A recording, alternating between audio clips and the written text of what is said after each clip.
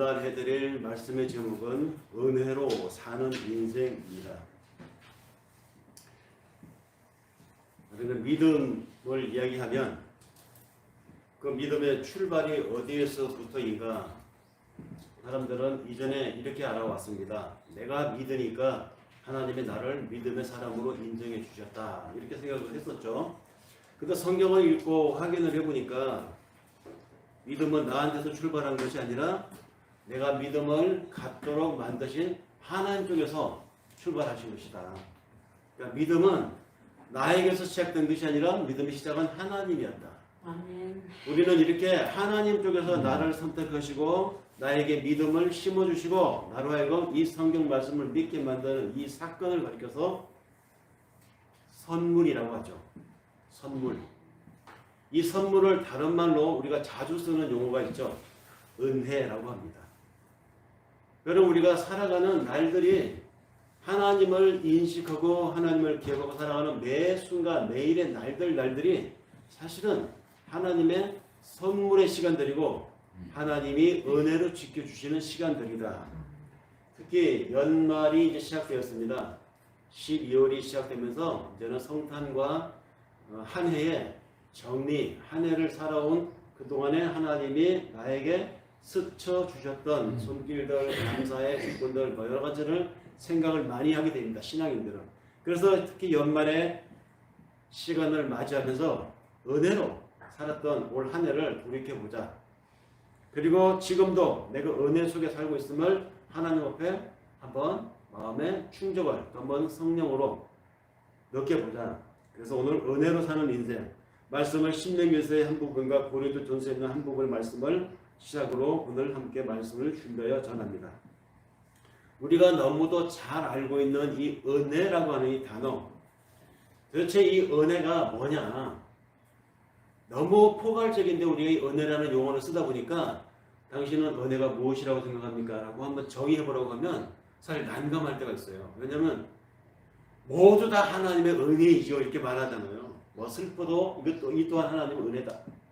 비통한 일이 생겨도 이 또한 하나님의 뜻이 있어 나에게 닥친 사건이다, 은혜지요. 뭐 좋아도 은혜, 슬퍼도 은혜, 성공해도 은혜, 실패도 은혜. 너무 포괄적인 것에 모든 것이 하나님의 은혜이지요 라고 하니까 은혜가 뭐냐라고 물으면 단도직입적으로 딱 정의하기가 쉽지 않습니다. 그래서 성경의 말씀을 근거로, 성경에 기록된 사상을 근거로 해서 딱 한 문장으로 은혜가 뭐냐라고 요약하면 이렇게 됩니다. 은혜가 뭐냐? 은혜는 받을 자격이 없는 자에게 무상으로 주어지는 것, 이것이 은혜다. 아멘. 받을 자격이 없는 자에게 무상으로 주어지는 것. 왜 우리가 받을 자격이 없죠?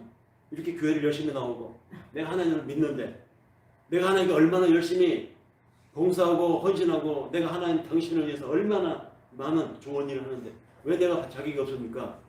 마땅히 나는 그런 자격이 있습니다. 이렇게 생각하는 분이 혹시라도 있다면 바로 그런 사람이 은혜를 못 받은 사람이에요. 은혜 받은 사람은 하나님 앞에 요만큼 더 그런 생각을 하지 않아요. 그래서요, 은혜가 뭐냐? 다시 말씀드립니다. 받을 자격이 없는 자에게 무상으로 주어지는 것, 이것이 은혜라고 했는데 왜 우리는 요만큼도 하나님 앞에 나의 자격을 내세울 수 없는가? 우리는 한계적인 존재이기 때문입니다. 우리는 불가항력적인 존재이기 때문입니다. 우리는 다 알지 못하기 때문입니다. 우리는 어떤 것도 내 능력으로, 내 힘으로 뭘 이루어낼 수 없는 전지전능한 자가 아니에요. 그런 존재가 전지하시고 전능하시고 무흠하시고 완벽하신 분 앞에 나의 어떤 한 부분을 지분을 내세워서 하나님이 90이라면 나의 1%, 요 1% 인정하시죠? 이렇게 말하는 것 자체가 말이 안 된다는 것입니다. 만약에 그렇게 내세우는 마음이 1말이라도 우습게 있다면 우리는 아직도 은혜를 경험하지 못하거나 은혜를 알지 못하거나 또는 은혜의 필요성을 못 느끼는 사람이라고 할 수 있습니다. 왜 우리는 이렇게 그 전능하신 하나님 앞에, 전지하신 하나님 앞에, 완벽하신 하나님 앞에 부족하고 불완전하고 흠이 있고 완벽하게 이를 수행해내지 못하는 존재가 되었을까요? 처음부터 그랬을까요? 죄가 우리에게 들어왔기 때문에 우리는 하나님 앞에 요만큼도 직원을 내세울 수가 없습니다. 믿음이라고 하는 사건. 죄 때문입니다. 이 죄 때문에 우리에게는 하나님의 은혜가 필요하다는 것이죠. 그러니까 내가 전능하지 못하지만 전지하다. 또는 나는 전지 다 알지는 못하지만 뭐든지 할 수 있다. 이 일만에 어느 하나라도 우리에게 성립이 된다면 믿음의 사건에 있어서 하나님의 은혜가 아니라 나도 그게 동참했기 때문에 하나님 나도 마땅히 당신의 일에 참여할 자격이 있습니다. 그런 자격이 있는 사람이다라고 주장할 수 있지만 우리는 아무것도 할 수 없어요. 전지하지도 않고 전능하지도 않습니다. 내가 노력한다고 애쓰고 힘써서 100일을 장훈한다고 어떤 일이 이룬다고 일을 바닥바닥 하면서 해보세요. 이루어집니까? 불가능합니다. 내 능력을 할 수 있는 게 한계가 있어요. 완벽하게 해낼 수도 없습니다. 그나마. 더구나 내일 일을 알 수가 없습니다. 1년 뒤에 일이 어떻게 될지 우리가 어떻게 합니까? 사람들은 착각 속에 살아요. 노력하고 수고하고 열심히 살면 이루어진다라고 생각을 합니다. 그런데요, 정말 그렇던가요? 내가 그렇게 열심히 살고 성실하게 살고 남한테 해 안 해주고 정말로 나는 내 나름대로 최선을 다해서 살아왔는데 나와 함께 밥을 먹고 나와 함께 잠을 자고 나와 함께 생활한 내 자식들이 나를 인정해주지 않을 때가 있잖아요. 가장 가까이서 생활하는 사람이 더 다르겠죠. 완전하지 않다는 걸 누구보다 잘 아는 것이 나의 자녀들입니다. 함께 사는 식구들입니다. 전능하지 않아요. 모든 것을 안다고 생각하고 준비하고 계획하고 살았는데 때가 지났어요. 지금쯤은 다 이루어졌어야 했는데 내 계획대로 된 것이 아무것도 없더라는 것이죠.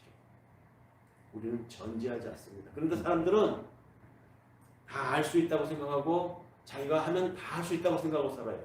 착각하면 산다는 것입니다. 하나님에게 이르기 위해서 우리가 무엇을 할 수 있는가? 내가 뭘 할 수 있는가? 무엇을 할 수 있는가?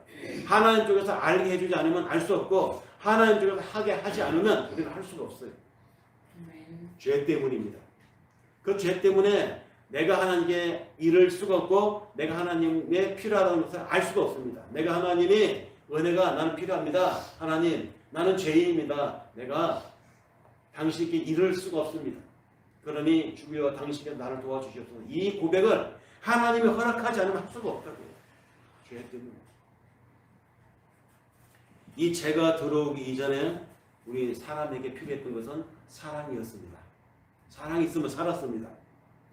그러나 죄가 들어온 이후에 우리 사람 사회에 필요한 것은 사랑보다 더 우선하는 것이 요구되었죠. 그것이 뭐냐? 바로 하나님의 은혜였습니다. 물론 죄를 짓기 이전에도 인간에게 필요한 사랑, 그것도 그나마 은혜를 근거로 한 사랑이었습니다. 하나님을 전제한 사랑이었다는 것이죠.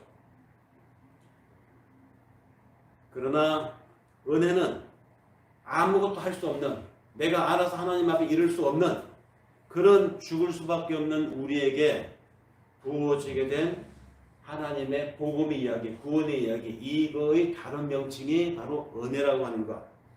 은혜가 필요하게 된 이유는 우리가 죄 때문에, 그 죄로 인해서 하나님이 우리에게 은혜를 쏟아주지 않았더라면 우리는 저주를 받은 인생으로 살 수밖에 없었다는 것. 그래서 그 결과가 나중에는 어떻게 되느냐? 심판 앞에 놓일 수밖에 없었다는 그런 존재임을 많은 사람들이 지금 모르고 살아요. 모르고 살고 있습니다. 심판? 그건 소설 속의 이야기야. 저주? 내가 이렇게 잘 먹고 잘 살고 있는데 무슨 저주래. 내가 저주받았대. 이렇게 말하고 삽니다. 근데 성경을 읽어보면 이대로 살면은, 하나님 모른 채 이대로 살면 나중에 결국 심판을 받고, 내가 지금 하나님 모르고 살아가고 있는 이 상태가 저주받은 상태라고 하는 것을 하나님이 알게 해주지 않으면 모른다는 거예요. 그래서 내가 저주 아래 살고 있구나, 내가 장차는 심판 앞에 놓인 인생이구나, 이것을 아는 것, 알게 하는 것, 이것이 바로 하나님의 은혜라는 것입니다. 우리 그걸 아니까 여기 하나님의 예배를 중요하게 생각하고, 우리는 그것을 절감하기 때문에 하나님 앞에서 산다는 것은 상상조차도 할 수 없다는 것을 우리는 느끼고 살잖아요. 이게 은혜라는 것입니다. 왜 저주 아래 사는 인생이 되었고, 그 말로는 심판인가? 그리고 보통 인간으로 살아가면 그 저주와 심판을 벗어날 수 없는 이유가 무엇인가? 이것을 우리가 살아보면서 이제 나이가 들어가니까 점점 더 실감하게 되더라고요. 신앙의 연륜이 깊어가면 깊어갈수록 그 이유가 더 분명하게 와 닿습니다. 내 힘으로는 그 죄에 대한 욕구와 소원을 멈추게 할 수도 없고, 내가 내 마인드 컨트롤을 한다고는 하지만 정말로 얼마나 갑니까? 3일? 4일? 연초에 여러분의 기도 제목 다 하나님 앞에 고백했겠죠?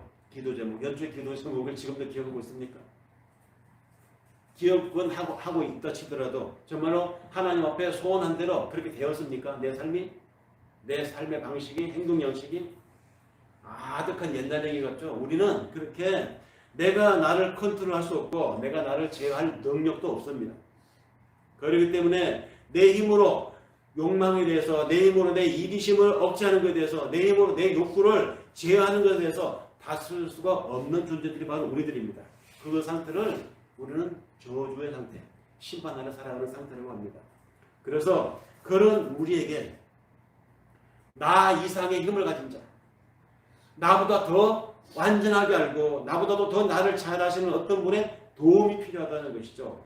그래서 그 누군가의 도움을 필요로 느끼도록 만드는 정서적 환경을 만들어주는 이거, 하나님 은혜. 이것이 바로 하나님이 베풀어준 우리를 향한 은혜라고 합니다. 하나님은 그 은혜를 채우기 위해서 액션을 취하셨습니다. 어떤 액션을 취하셨느냐? 메시아를 보내주신 것이죠. 그 메시아 예수 그리스도를 보내주셨습니다. 그 예수를 우리의 저주와 우리의 심판을 제거해주는 하나님의 메신저로 보내셨다는 것이죠. 성경을 어떻게 읽었는지 모르지만 어떤 분들은 이렇게 말씀하시는 분들이 있어요. 목사님, 내가 성경을 읽어보니까 그 하나님 보내주신 예수를 믿으면 하나님이 구원해 주시고 그 예수를 믿지 않으면 하나님이 구원해 주지 않는다고 하더라고요. 성경에.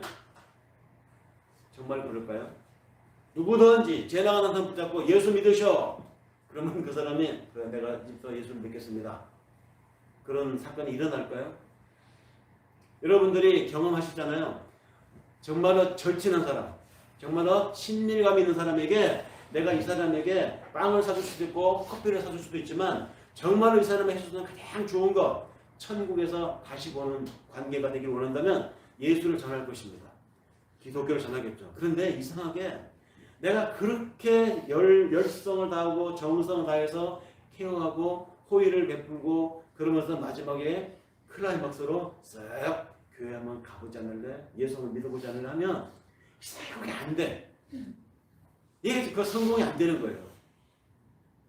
아직 하나님의 때가 되지 않았든지 그 사람이, 아니면 하나님의 선택한 사람이 아니든지. 그 사람은 그렇겠죠. 그래, 네가 나 교회 데리고 나가려고 애쓴다. 그래, 내가 알아. 네 마음 알아. 근데 내가 좀 바빠. 더 급한 일이 있어. 내가 좀 살기 바쁘거든. 나중에 때가 되면 언젠가 내가 시간이 나고 여유가 좀 있으면 그때 내가 한번 교회 한번 예수 믿는 것도 한번 생각해 볼게. 뭐 예수 믿어서 나쁜 건 없으니까. 이렇게 말하면서 후일로 미룹니다. 그 사람이 후일에 예수를 알게 될지 아니면 더 거악한 기독교 반대자가 될지는 모를 일이지만 믿음이라고 하는 사건이 하나님이 그 마음을 열어주지 않으면 불가능하다는 거예요. 그래서 예수를 믿으면 구원하고 예수를 믿지 않으면 구원하지 않는다. 이 말은 맞는 말이 아니에요. 하나님이 예수 믿게 해주면 믿는 것이고 하나님이 예수 믿게 해주지 않으면 아무리 내가 열과 성을 다해서 그 사람 전도해도 그 사람 교회 나오지 않습니다. 그 얘기는 그 사람에게 할 얘기 아니고 사실 나한테 대비시켜보면 이게 은혜라는 걸 알 수 있습니다. 나도 처음에 교회 나올 때 누구 친구 따라서 교회 가면 아가씨들이 많아. 교회 가면 재밌는 일이 많아. 추수감사절 때 가니까 막 빵도 주고 떡도 주고 이런저런 계기로 교회를 오게 되었지만 이후에 스며드는 신앙을 통해서 하나님에 대한 구원의 구체적인 하나님의 구원 여정이 저의 현실 실체가 되어버린 것이죠. 그래서 우리는 예수를 알아볼 능력도 없었고 우리 스스로에게는 예수를 맞아들일 준비도 되어 있지 않았습니다. 그 상태가 뭐냐? 아예 우리는 시체, 죽어있는 상태였다는 것이죠. 그렇기 때문에 죽어있는 상태에서 우리가 어떻게 하나님이시구나 받아들여야 되겠다 할 수 있겠습니까? 죽은 자가 어떻게 진위 여부를 판별해서 시체가 저건 진짜네 하고 일어날 수 있겠습니까? 불가능합니다. 어떻게 이것을 확신하느냐? 성경에 그렇게 되어 있거든요. 성경에 에베소서 2장 1절에 바울이 한 말입니다. 너희의 허물과 죄로 죽었던 너희를 살리셨도다 이 말이죠. 그러니까 우리가 나의 허물과 나의 불완전함과 나의 죄로 우리는 이미 죽었단 말이죠. 죽어 있었어요. 이미 하나님을 모른 채 영생을 모른 채 천국에 대한 필요성을 모른 채 우리는 살아왔었다는 것입니다. 그 상태가 저주로 살았던 삶, 나중에 심판을 받았어. 그런 삶을 우리가 살고 있었어요. 근데 그런 삶인 줄도 모르고 그렇게 갈 운명인 줄도 모르고 우리가 살았다는 것이죠. 그러니까 우리는 허물과 죄로 죽어 있었다는 것입니다. 지금도 이 상태로 살고 있는 사람들이 많잖아요. 지금도 예수를 전하고 지금도 구원의 필요성을 얘기하지만 그것에 대해서 절감하지 못하는 사람들 지금도 우리 주변에 무지개수입니다. 모르고 살아가고 있는 것이죠. 허물과 죄로 죽은 상태로 살아가는 것입니다. 그런데 누가 살렸다는 겁니다. 하나님이 살렸다. 하나님이 나도 그런 속에 살고 있었던 나를 흔들어서 살렸다는 것입니다. 누구와? 하나님. 여러분들. 그렇게 우리는 죽은 자들이었습니다. 그렇게 죽은 상태를 시체라고 하죠. 시체가 무슨 말을 알아듣겠습니까? 시체가 어떻게 사리 분별을 하겠습니까? 시체가 무슨 욕을 할 것이며 시체가 주님 오실 날을 준비를 하겠습니까? 시체는 아무것도 할 수 없습니다. 완전히 죄로 죽어 살고 있는 상태입니다. 완전한 시체이기 때문에 내가 무엇이 문제인지도 모르는 것이 문제인 나한테 내가 천국에 대해서 영생에 대해서 구원에 대해서 전혀 그 필요를 못 느끼고 살고 있는 나한테 하나님의 은혜가 임해야 그것을 알 수 있게 되고 그 실상에 대해서 뼈저리게 절감하게 되는 것입니다. 그래서 우리에게는 내 쪽에서 그 필요를 느끼는 이것이 아니라 하나님 쪽에서 은혜가 주어져야 한다는 것이죠. 그래서 우리에게는 은혜가 필요했습니다. 그 은혜를 우리에게 주기 위해서 하나님은 예수를 보내시고 그 예수에게 십자가를 지게 했습니다. 요한복음 1장 17절 율법은 모세로 말미암아 주신 것이요 은혜와 진리는 예수 그리스도로 말미암아 온 것입니다. 이전에 율법에 근거하면 어떻습니까? 그 율법의 규정대로 나의 삶을 돌아보면 내가 정말 율법대로 살고 있습니까? 일주일에 몇 번씩 금식하고 매주마다 헌금을 하며 가난한 이웃을 보면 내 사자를 들어서 도와야 되는데 정말로 그렇게 살고 있습니까? 변명할 거리는 많죠. 내 살기도 바쁩니다. 하나님 우선 내가 가난한 이웃입니다. 내가 이 처지에 누구를 돕겠습니까? 할 말은 많아요. 그런데도 불구하고 율법은 분명히 말합니다. 그렇게 하라. 그런데 우리가 그렇게 못하고 살거든. 그래서 우리가 죽은 시체라는 것입니다.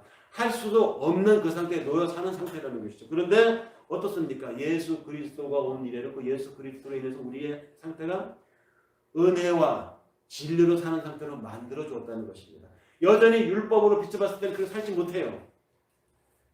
불완전한 상태로, 여전히 부족한 상태로, 여전히 흠이 있는 상태로, 즉 죄인의 상태로 살고 있는데 예수를 보내신 이래로 예수 사건으로 해서 우리는 그렇게 살고 있지 못함에도 불구하고 그렇게 살고 있구나라고 하나님이 인정해 준다는 것입니다. 이것이 은혜입니다. 율법으로 따지자면 우리 모두 심판 아래에서 죽어야 할 운명이었습니다. 그런데 예수 그리스도로 은혜를 입어서 살아나게 되었다는 것. 그러니 기독교에서는 이 예수를 말해야 되고 교회에서는 예수 이야기가 빠지면 안 되는 것입니다. 예수가 빠진 기독교, 교회, 그건 교회도 아니고 기독교도 아닙니다. 그렇다면 이렇게 하나님 쪽에서 일방적으로 임하는 이것이 은혜라고 하면 이 은혜가 도대체 어떤 양태인가? 은혜가 뭐냐? 어떤 것인가? 그 은혜를 구체적으로 풀어서 요한 사도가 언급한 내용이 있습니다. 성경에.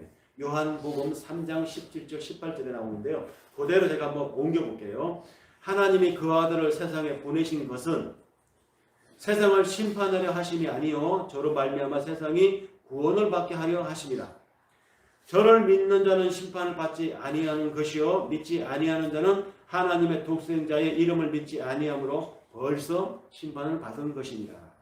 그 정죄는 이것이니 곧 빛이 세상에 왔을 때 사람들이 자기 행위가 악함으로 빛보다 어두움을 더 사랑한 이것입니다. 그러니까 심판이 뭡니까? 이미 심판을 받은 것이라고 하잖아요.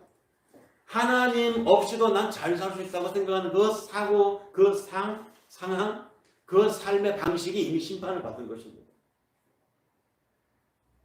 그러니까 잘 나가는 사람들은 조심해야 돼요. 그 잘 나가는 그 성공 일로가 그 사람에게 하나님에 대한 필요성을 점점 더 옅어지게 만들 수도 있어요.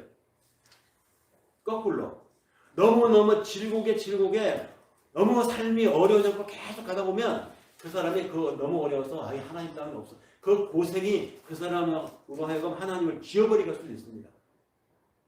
어떤 음부의 골짜기에 처할지라도 내가 아무리 산꼭대기 높은 곳에 있을지라도 하나님을 잊지 않고 살아간다는 거, 이것이 가장 중요한데 사람들은 하나님 같은 힘은 나한테 필요 없어. 왜? 내 혼자 힘으로 얼마든지 할 수 있다고 생각하고 살기 때문에 그런 마음 방식, 그러한 삶의 태도, 이것이 바로 이미 심판 아래 놓여 있다는 것입니다. 하나님은 그런 삶의 방식으로 살아왔던 우리, 시체로 살았던 우리를 위해서 하나님이 프로젝트를 진행하셨습니다. 죄로 죽은 우리와 다시 관계를 트기 위해서, 즉 화목하기 위해서 당신의 아들을 보내셨죠. 빛으로 보냈습니다. 예수를 이 세상에 보냈는데 그 보낸 예수의 상태를 가리켜서 사도 요한은 그 오신 예수를 빛으로 묘사했습니다. 그래서 그는 그의 요한복음 시작에서 그렇게 말하죠. 빛이 세상에 왔을 때 세상이 악과 가까워졌기 때문에 그 빛으로 오신 예수를 알아보지 못했다. 그 빛이 세상에 왔지만 아무도 그 빛을 알아보지 못했다고 요한이 얘기합니다. 아무도. 이 아무도라고 하는 말에는 하나님이 구원하기로 작정한 창세전에 선택한 사람들까지 포함되는 것입니다. 즉 지금 예수를 믿고 있는 우리까지 포함한 얘기예요. 요한복음 1장 10절 11절에 이렇게 말합니다. 그가 세상에 계셨음에 세상은 그로 말미암아 지은 바 되었는데 세상이 그를 알지 못하였고 자기 땅에 오매 자기 백성이 영접하지 아니하였으니.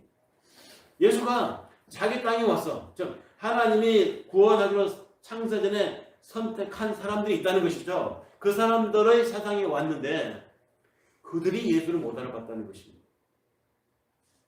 빛이 왔으나 그 빛을 알아보지 못하면 그 당시 이스라엘 사람들만을 얘기하는 것이 아니라는 것을 여기서 명확하게 알 수 있습니다.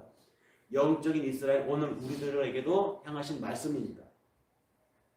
우리를 포함한 하나님이 구원하기로 작정한 모든 사람들 다 포함합니다. 창세전에 선택을 받았다고 하는 그 하나님의 사람들이 그 당시에 빛으로 온 예수를 알아보지 못했다. 이 말이 그 당시 뿐이겠냐는 이야기죠. 오늘날에도 마찬가지입니다. 교회에 출석한다고 다 구원받은 사람들이라고 어떻게 장담하겠습니까?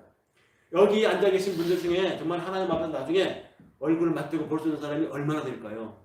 전 그 점이 두려워요. 하나님 앞에 나하고 대면하는 사람들 중에 또 제가 선포한 이 말씀을 듣고 얼마나 많은 사람들이 그때 하나님 앞에 다시 볼 수 있을까?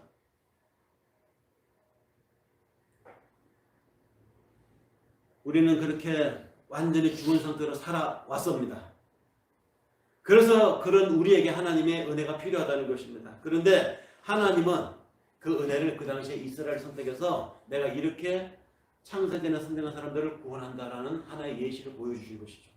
근데 저는 이 부분에서 좀 이상한 생각이 들었어요. 왜 하나님은 그 당시에 모세를 들어 쓰고 아브라함 이야기하고 그 당시가 언제적 얘기입니까? 지금보다 3,700년 전 이야기 아닙니까? 3,700년 전이면 우리나라 한반도 땅에 어떤 일이 있었습니까?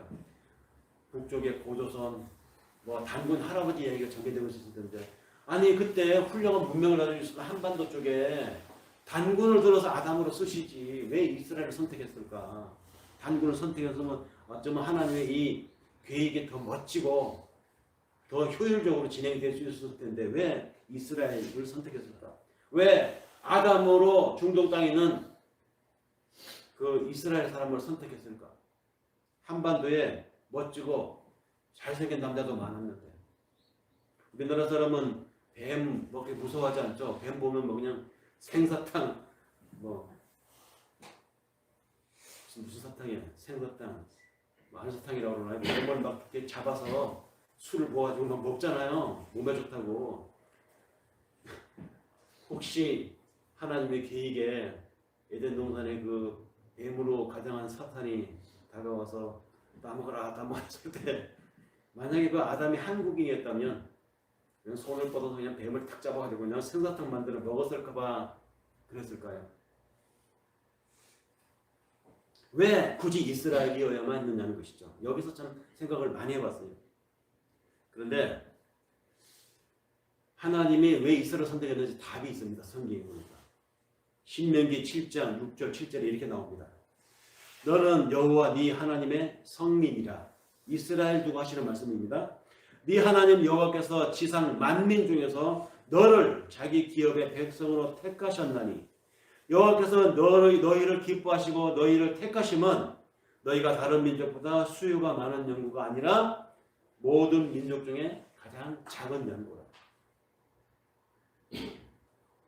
이스라엘이 잘나서 이스라엘을 선택한 것이 아니라는 이야기입니다.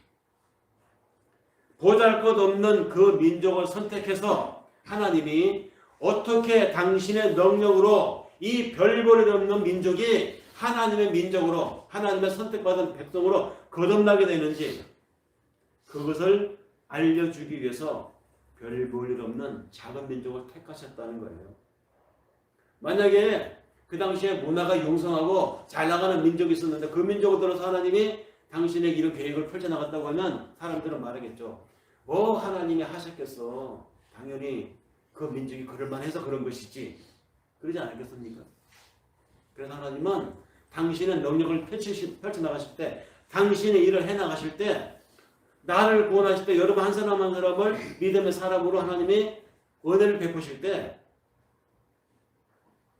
못났을 때 그럴 만한 형편이 안 될 때 내가 그럴 만한 자격이 도저히 안 될 때 하나님 우리가 은혜를 베푸십니다.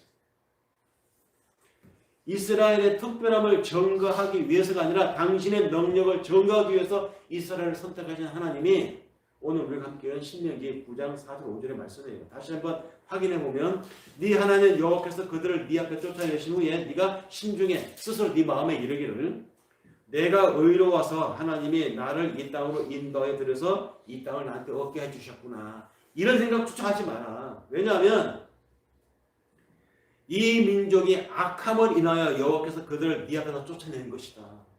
네가 의로워서가 아니라 네가 쫓아내 얻게 된 이 땅의 그 민족들이 악해서 하나님이 너를 들어 쫓아낸 것이지 네가 잘나서 이들을 쫓아낸 게 아니라는 것입니다. 혹여 마음속으로 속으로라도 그런 생각을 하지 말라는 것입니다. 네가 가서 그 땅을 얻은 것도 너의 어려움으로 인함이 아니며 네 마음이 정직함으로 인함도 아니다. 이 민족들이 악해서 하나님 여호와께서 그들을 네 앞에서 쫓아내십니다. 이같이 하시면 하나님이 당신의 일을 하기 위함이다. 당신의 일이 뭡니까? 너희들의 열조 아브라함과 한 약속, 그 아브라함의 아들 이삭과 한 약속, 그 이삭의 아들 야곱과 한 약속, 저 하나님이 내가 믿는 자를 선택해서 그 믿는 자들로 나의 일을 이루어 가겠다고 하신 그 약속, 하나님이 이 약속을 이루어가기 위해서 너희가 얻을 땅의 민족을 쫓아내신 것이고 너희가 그 땅에 들어서게 한 것이지 너희가 어려워서 너희가 정의로워서 아니에요. 사실 그렇죠. 이스라엘이 뭐 정의로웠습니까? 아시잖아요. 출애굽 과정에서 이스라엘 보인 행태를 보면 툭하면 애굽으로 들어가서 고기 먹게 해주세요. 차라리 종살이가 나아요. 계속 그 원망과 투정했던 민족입니다. 무슨 의롭습니까 그들이? 그 가나안 땅에 들어와서는 어떻습니까? 마찬가지잖아요. 계속 악을 반복했던 사람이었습니다. 절대 유대인이 똑똑해서 유대인이 잘나서 그들이 어려워서가 아니었습니다. 은혜라고 하는 것은 이와 같이 자격이 없고 준비도 되어 있지 않고 또 준비가 되어 있지 않기 때문에 내가 하나님 앞에 무엇을 요구해야 되는지 그 요구할 바도 알지 못했던, 한마디로 말해서 시체와 같은 상태에 있던 이들에게 하나님 쪽에서 일방적으로 준 거예요. 무료로, 공짜로. 그것을 하나님이 전 세계 교회에, 시대를 넘어서서 전 시대의 교회에게 계시하는 것입니다. 은혜, 그것은 공짜이다. 은혜, 그것은 나에게서 일방적으로 주어지는 것이다. 하나님이 이 말씀을 이렇게 대언케 하시면서 오늘 우리에게 질문하게 합니다. 그러면 여기 와서 앉아있는 나는, 여기 이렇게 와서 예배를 드리고 있는 우리들은 뭔가 다른 사람보다 신실해서, 내가 다른 사람보다 더 믿음이 경건해서 여기 와서 앉아있게 하신 것인가? 물어봐야 되겠죠. 여기 와서 예배 드리고 있는 우리는 주변의 다른 사람과 무엇인가 달라서 여기 와서 예배를 드리고 있는 것인가? 그래서 고린도전서 1장 26절 29절의 말씀을 바울이 한 것입니다. 아마 그때도 그 고린도 교회의 교인들이 그런 의식을 가지고 있었던 것 같아요. 야, 우리는 하나님의 특별히 사랑해서 하나님 사랑받을 만해서 우리를 선택해서 여기 이렇게 교회를 시작하게 하신 것이야. 우리는 쟤들과 달라. 저 더러운 것들. 우리끼리 여기서 경건하게 찬양 하나님이 우리를 이쁘게 보시고 이쁜 보일 만한 우리 구석을 하나님 보시고 우리 여기 이렇게 모아주셨어. 이런 사람들이 있었던 것 같아요. 그래서 이방 사람들과 말도 안 섞으려고 하고 이방 사람들을 속물 취급하면서 자신들만이 하늘나라에 들어갈 특별한 계층이라고 생각했던 사람들이 있었던 것 같습니다. 그래서 그런 생각을 하는 고린도 교회에 바울이 말합니다. 형제들아, 너희를 부르심을 보라. 육체를 따라 지혜 있는 자가 많지 아니하며 능한 자가 많지 아니하며 문벌 좋은 자가 많지 아니하도다. 그러나 하나님께서 세상에 미련한 것을 택하여 지혜 있는 자들을 부끄럽게 하시려고 세상에 약한 것들을 택하사 강한 것들을 부끄럽게 하려 하시며 하나님께서 세상에 천한 것들과 멸시받는 것들과 없는 것들을 택하사 있는 것들을 피하려 하시나니 이는 아무 육체라도 하나님 앞에서 자랑하지 못하게 하려 함이니라. 하나님 앞에서 자랑하지 못하게 하려 함이니라. 이것을 아는 사람들이 은혜로 사는 사람들이에요. 내가 지금 예수를 믿고 내가 믿음을 유지해 나가는 이것도 내가 신실해서 내가 하나님 앞에 그럴 만한 그릇이 돼서 이런 생각을 하지 말라는 것입니다. 하나님 쪽에서 일방적으로 내가 일방적으로 너를 선택하여 내가 너를 불렀노라. 여기에 내가 자랑할 게 뭐가 있는 것이죠. 사람들이 가장 속기 쉽고 또 가장 보편적으로 갖는 편견이 뭔지 아십니까? 성직자에 대한 편견입니다. 특히 그 중에서도 목사, 전도사에 대한 편견이 정말 대단해요. 우리나라 사회에. 정말 목사는 무언가 남달라서 하나님이 들어 쓰시는 사람일까요? 특히 우리나라의 큰 교회, 이 대형 교회 목사님들 보면 그 대형 교회 목사님들의 담임 목사의 이력을 보면 정말 화려합니다. 어마어마합니다. 무슨 미국의 웨슬리 대학, 프린스턴 대학, 하버드를 졸업했니, 이런 주요 학력이 나열되어 있죠. 무슨 HD니, PPD니, 무슨 철학 박사, 목회학 박사, 신학 박사. 미국의 유수한 대학을 유학을 하고 그렇게 해서 세상적으로 인정받는 그 잘난 캐리어의 목사님들을 우리 교회는 모시고 있다. 사람들 생각을 해요. 그래서 자신들이 게을러서 영성을 개발하고 자신들이 하나님 앞에 기도해서 자신들의 영생과 자신들의 믿음의 생활을 자신들이 책임지고 해야 되는데 그 잘난 목사님 모셔놓고 우리를 인도해낼 모세라고 다 맡기는 것이죠. 그리고 이런 정도의 잘난 목사님, 이런 캐리어를 가진 목사님은 하나님이 특별히 구분해서 세운 목사님이라고 생각하여 그분께 다 의탁을 합니다. 자신의 하나님 앞에 키워나가야 될 경건한 생활, 자신 하나님 앞에 매일매일 챙겨나가야 될 경건 기도, 자신은 바빠서 못해도 우리 특별히 하나님 구분하신 이분 목사님께서 다 해주실 것이라고 믿고 맡기는 거예요. 뭡니까? 그 잘난 목사, 그 큰 교회를 찾아서 자신들의 욕망을 다 투사시키는 것이죠. 욕망의 투사입니다. 저분은 뭔가 다른 데가 있다. 그런 것을 찾고 싶은 사람들의 욕구가 그렇게 나타나는 것이죠. 아니에요. 그러면 안 돼요. 목사도 여러분과 똑같은 사람이고, 목사만이 아니라 우리 모두가 다 한 사람 한 사람이 다 하나님의 능력을 증거하는 사람으로 사는 것입니다. 아멘. 자기 능력으로 내가 목회를 하고 내 학벌로 사람들을 모으고 내 수완을 발휘해서 교회를 넓히 키우고 큰 교회를 성장시키고 하는 거 아닙니다. 내가 이렇게 해서 큰 목회를 해가지고 하나님 앞에 이 수많은 사람들을 하나님 말씀을 듣도록 내가 지금 이렇게 하고 있습니다. 하나님, 내가 하나님의 일을 돕고 있다고요. 이거 아니에요. 하나님이 하시는 겁니다. 하나님 일방적으로. 우리는 하나님을 돕는 자가 아니라 하나님의 도움을 받아서 살아가는 인생임을, 하나님의 은혜로 내가 살고 있음을 사람들에게 보여주는 사람들입니다. 아멘. 세상 사람들에게 하나님의 은혜로만 사는 삶이 이런 것이라고 내 삶을 보여주는 거예요. 그게 바로 전도고 그것이 바로 하나님은 나를 선택하신 이유입니다. 여러분, 바울 얼마나 많은 글을 남겼습니까? 근데 그 바울 한번 보세요. 바울이 인간적인 면으로 볼 때 정말 사도가 될 만한 사람이었습니까? 이 바울은 기독교인들을 가장 많이 핍박했던 사람이었습니다. 이 사람은 스데반을 때려 죽이는 현장에 있던 사람이에요. 스데반이 돌에 맞아 죽을 때 그가 벗어놓은 옷, 스데반의 옷을 책임지고 있었던 사람입니다. 자, 돌을 던져. 돌에 맞아 저 사람 죽어도 내가 책임을 진다 하는 율법 측에 책임 있는 책임 당사자, 현장 책임자로 그 자리에 있던 사람이었어요. 그게 바울이었습니다. 이 모든 사태에 대한 책임을 내가 진다는 최종 책임자 바울. 그랬던 그가 스데반을 돌로 쳐서 죽이는 것으로도 부족해가지고 더 많은 기독교인들을 잡아 죽이려고 분기탱천해가지고 다메섹에 있는 기독교인들 핍박하러 가다가 그 다메섹 도상에서 예수를 만나서 거꾸로진 사람 아닙니까?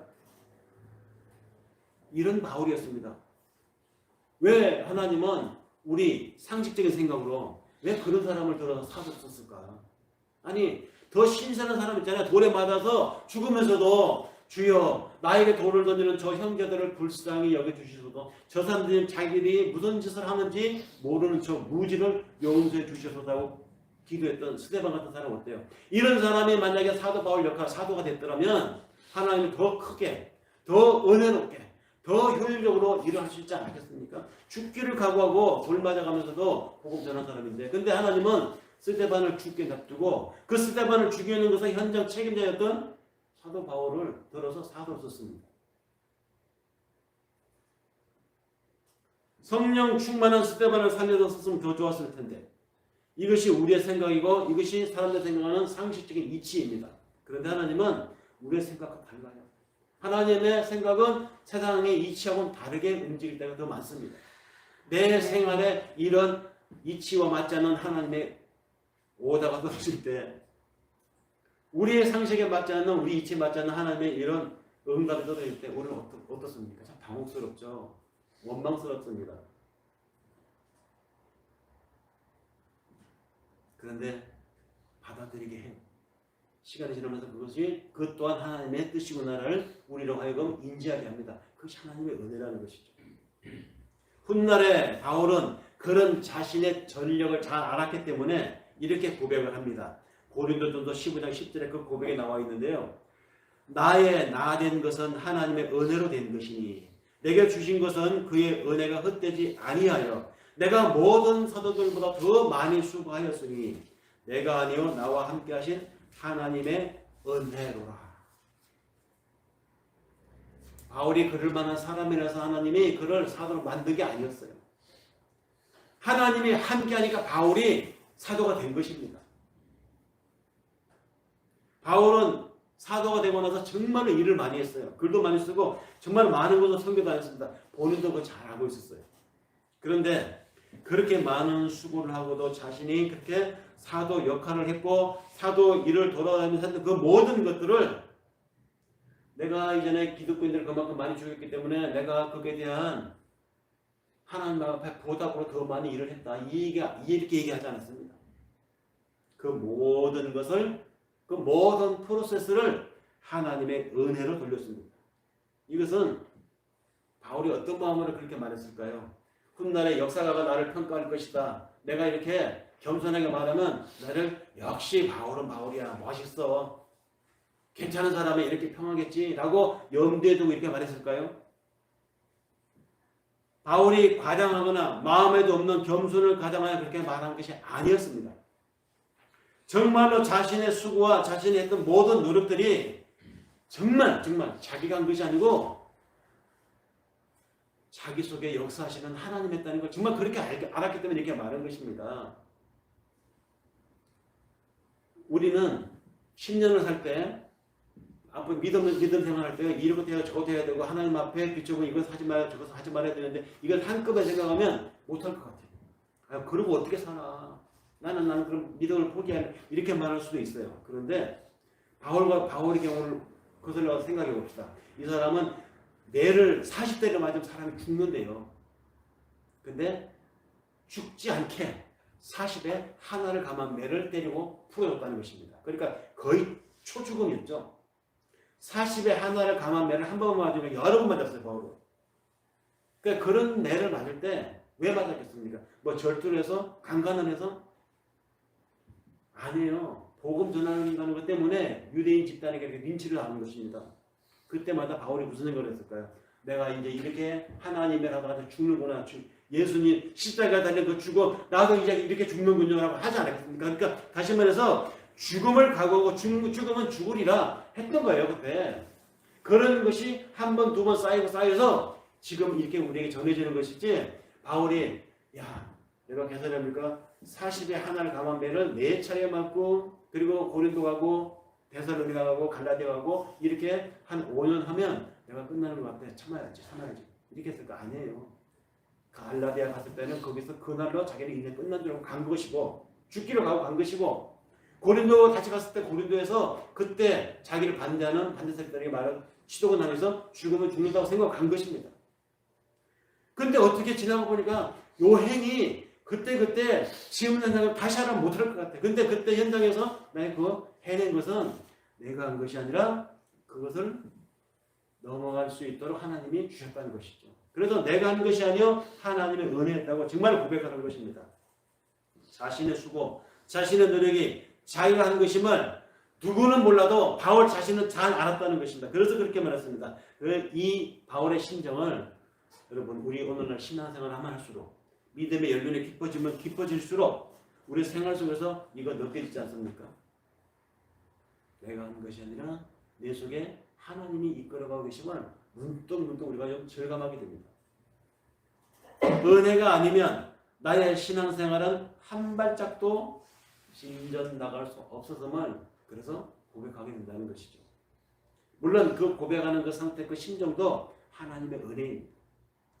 문제는 그럼에도 불구하고 하나님은 그렇게 열심히 당신의 구원을, 당신의 계획을, 당신의 예정을 이루어 가시는데 그 백성인 이스라엘, 그 영적인 이스라엘인 오늘의 우리들은 계속해서 하나님의 은혜를 저버리는 생각과 하나님의 은혜와 일치하지 않는 삶의 방식들을 여전히 전개하고 있다는 것이죠. 그러니까 하나님과 1대1로 맞다이 다이로 하나님이 나한테 50, 나도 50, 하나님이 장군, 나는 멍군 이렇게 했더라면 우리는 이미 하나님 앞에 다 멸절됐어요. 여지가 없습니다. 그런데도 다양한 것은 그렇게 하나님의 뜻대로 살지 못하고 문득 하나님에게 반하는 생각과 사고와 욕망이 우리 속에 머물고 있음에도 불구하고 하나님은 내가 너를 구원하여 선택하였다라고 하는 하나님 당신의 계획을 여전히 내 속에 우리 속에 가운데 작동시켜 나가고 계시다는 것입니다. 여전히 그럼에도 불구하고 우리에게 끝까지 쫓아가면서 하나님은 당신의 은혜를 베푸십니다. 이사야 예언자의 글, 이사야서 1장 24절 26절에 이스라엘을 향하신 하나님의 말씀 속에서 그 전례를 볼 수 있습니다. 주 만군의 여호와 이스라엘의 전능자가 말씀하시되 슬프다. 내가 장차 내 대적을 보응하여 내 마음을 편케 하겠고 내 원수에게 보수하겠으며 또 나의 손을 네게 돌려 너의 찢기를 온전히 전결하여 버리며 너의 혼잣물을 다 제하여 버리고 너의 사사들을 처음과 같이 너의 모사들을 본래와 같이 해볼 것이니라. 그런 후에야 너의 성읍이라 신실한 고을이라 칭함을 받으리라. 우리가 이스라엘뿐만 아니라 영적인 이스라엘, 오늘 우리도 마찬가지입니다. 이스라엘이 하나님 앞에 선택받았지만 어떻게 살았습니까? 계속 하나님 앞에 배역을 했습니다. 하나님 앞에서 떠나는 생활을 했습니다. 심지어는 그 땅의 우상들을 섬기고 하나님의 속을 얼마나 썩였습니까? 그럼에도 불구하고 이스라엘 향하신 하나님의 뜻은 계속 진행되어져 나갔다는 것이죠. 이건 오늘 우리들에게도 마찬가지입니다. 내가 이 예배 후에 한 주간의 삶에서 내가 온전하게 살 수 있을까요? 온전하게 살려고 했었지만 어느새 나도 모르게 벌써 내 발 한쪽은 세상을 딛고 살고 있기 때문에 세상의 언어와 세상의 하나님 없는 자들의 사고로